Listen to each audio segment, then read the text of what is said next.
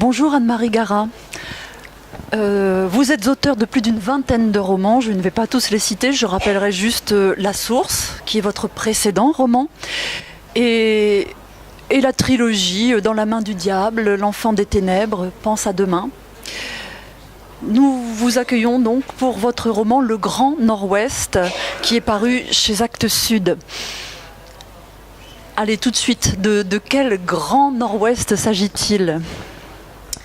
Eh bien, c'est tout à fait au nord-nord de là où se situe habituellement le western classique évidemment, mais qui a fait l'objet quand même, je crois, de certaines aventures littéraires ou cinématographiques. Le Yukon, qui est au nord de la Colombie-Britannique, au Canada, qui jouxte l'Alaska, et donc aussi les zones arctiques les plus froides de la planète. C'est par là que ça se passe. Et ce livre, c'est le récit de l'année de la disparition de Jessie Campbell. Alors, qui est-elle ? Et quelles sont les circonstances de sa disparition, de son année de disparition ? C'est une petite fille qui, à la fin des années 30, est embarquée par sa mère et quitte Hollywood, où son père, producteur de cinéma, vit la grande vie, et qui est amenée donc dans une équipée très dangereuse, d'autant plus dangereuse que sa mère elle-même l'est, intrépide et qui n'a peur de rien. Et c'est toute cette histoire qu'elle raconte 15 ans plus tard. En fait, 15 ans plus tard, elle raconte à un certain Bud Cooper, qu'elle est venue chercher au fond d'une banlieue pourrie d'Anchorage en venant cogner à son mobil-home.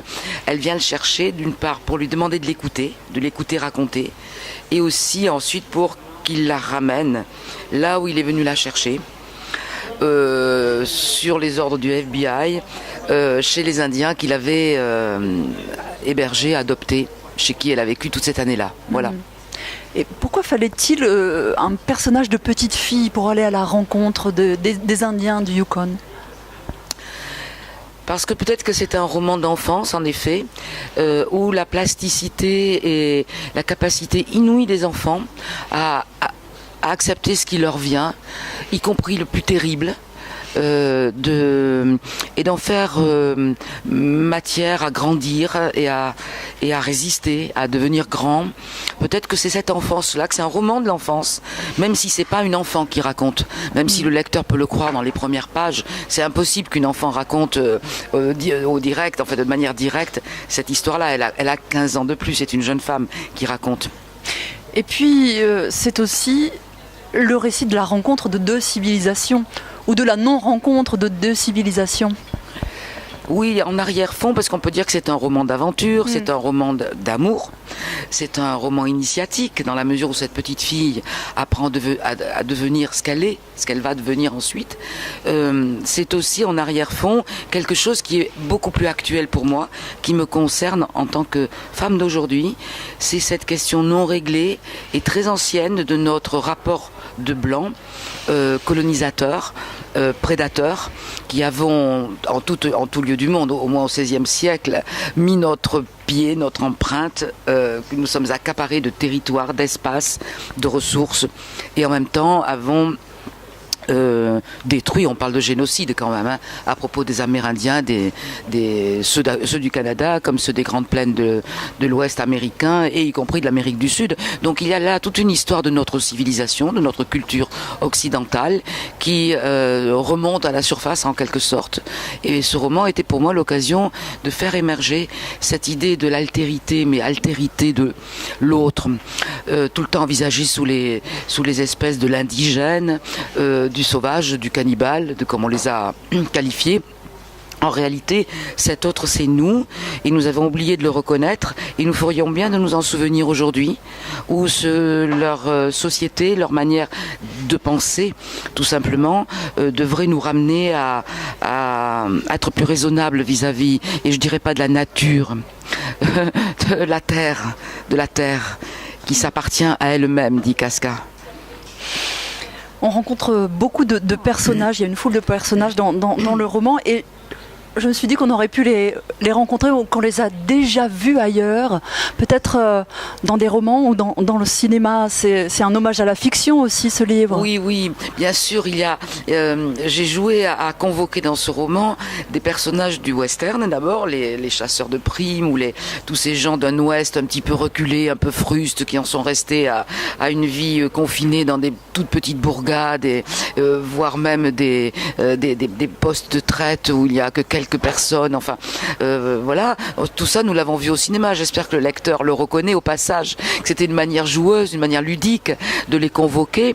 Et puis il y a des figures plus prégnante pour moi, plus profonde, c'est celle de Bud Cooper, c'est celle de Jessie, de Lorna Del Rio, sa supposée mère, et puis derrière aussi toutes les figures d'Hollywood qu'elle quitte et qui ne perdurent pas très longtemps dans le roman, mais que je convoque aussi comme un arrière-fond presque mythologique lui aussi, de l'argent sale évidemment, de l'argent du cinéma, des mafieux, des Rital, et des affaires sordides enfin qui se traitent en arrière-fond du cinéma.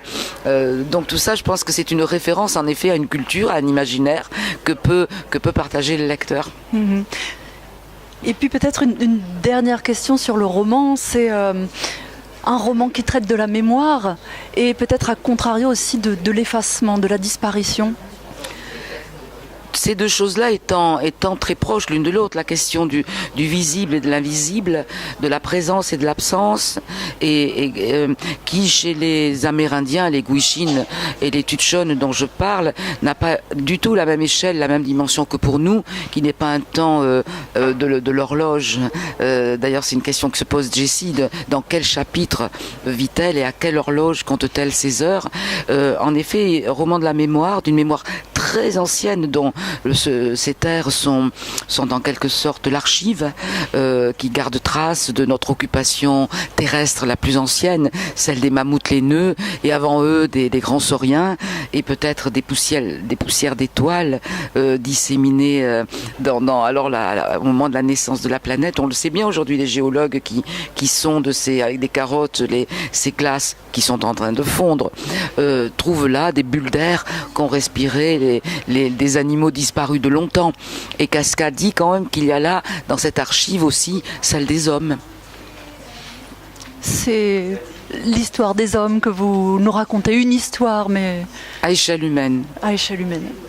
Et puis peut-être pour terminer l'entretien, quel livre ou quel auteur aimeriez-vous partager avec vos lecteurs ? Alors c'est une découverte récente et qui est un transport de lecture, littéralement. Un roman auquel nous avons donné le prix L'Or Bataillon du livre étranger et de son traducteur, qui a été somptueusement traduit par Claro. Nous avons remis le prix il y a 15 jours à Saint-Nazaire. Et le titre est Jérusalem de Alan Moore, le grand auteur de scénarios de bande dessinée, en particulier de V comme Vendetta, et qui a construit là un roman monde, un roman ville, surtout qui cumule sur des strates de temps multiples et cumulées et co-présentes dans la ville de Northampton au nord de Londres, l'histoire multiple de tous les êtres qui ont pu l'habiter, fantômes et gens d'actualité, on ne sait plus qui est qui, et en même temps on suit cette aventure comme une fantaisie, comme une épopée, comme aussi des pages d'histoire magnifiques. Il est d'une érudition extraordinaire. Donc c'est Jérusalem de Alan Moore aux éditions Inculte. Merci beaucoup, Anne-Marie Garat. Merci à vous.